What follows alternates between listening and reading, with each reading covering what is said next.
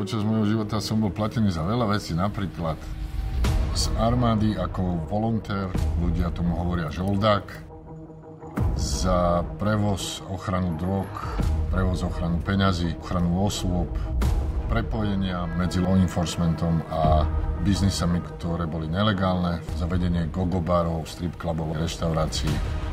Bol som pri najväčšom objeme drog, to bol kokain, bolo 2200 kg, údajne to boli 3 tony. Najväčšiu výplatu som mal približne za 35 miliónov korún v tej dobe, takže dajme tomu cez $1 milión, ale to bolo za 2 hodiny roboty. Dostali sme peniaze skoro za všetko, čo človeka napadne.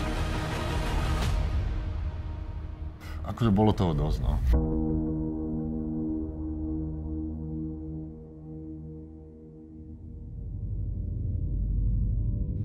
Môj život vyzeral ako dobrodružstvo, ale nakoniec som za všetko zaplatil.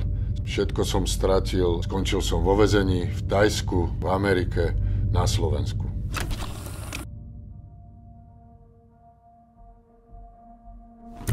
Tak asi by som mohol začať,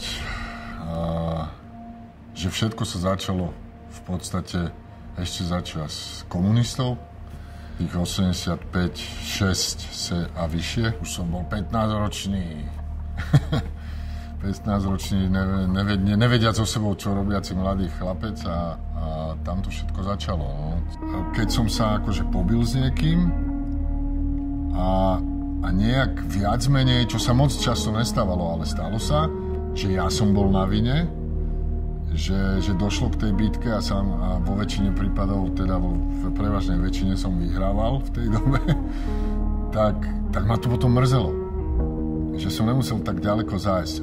Takže tieto veci som si začal na sebe všímať, ale aby som sa vrátil troška k tomu aj že teda nebolo to len násilie, chlast a rock'n'roll. Mal som bujné detstvo, pretože naši sa rozvádzali. Môj otec bol dosť taký typ, že najprv ma strieskal aj za to, čo spravíš cez deň. Ale strieskal ma tak, že niekedy to bolo akože dosť, že ma mu to strašne sralo.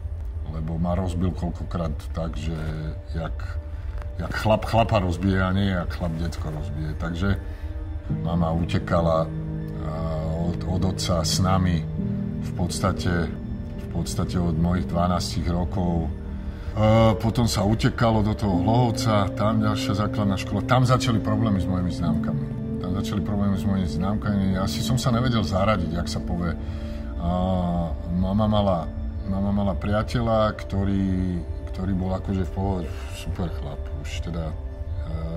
Už nie je medzi nami, ale dobrý chlap. Len ja som to bral ako decko, takže ja som to bral, že niekto ti zobral mamu a nikto ťa nemá rád a neviem čo, tak som tam začali také tie moje buď teda v prvom rade tie známky, škola, celé zlé, to správanie, snažil som sa utekať z domu, keď som mohol, aj keď nebolo prečo, lebo ja som mal doma všetko v rámci možností v tedajšej dobe, ale proste nejak, neviem, lebo nechápal som, prečo bol otec taký voči mne, alebo vôbec voči nám, lebo on aj mamu dal do smutku niekoľkokrát tak, že konečná.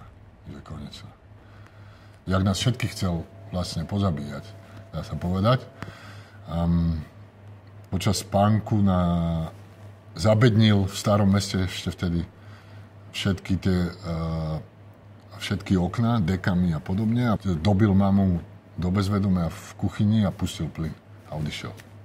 Ale toto je asi tiež jedna z vecí, ktorá chceš si, či nechceš, ťa formuje alebo neformuje. Alebo ťa formuje tak z takej strany alebo z takej strany. Ja som určite nechcel byť taký ako môj otec. Nikdy som taký nechcel byť, aj keď údajne, alebo nie údajne, ale teraz viem, že sa veľmi na ňo podobám. Niekedy v návali zlosti som sa prichytil viackrát, že sa mi pripomenul on. Aj teraz vybuchnem, že tak. Ale zasa aspoň tak rýchlo skladím, keď viem, že tak pozor, čo robíš. Však začínaš byť taký, ako on.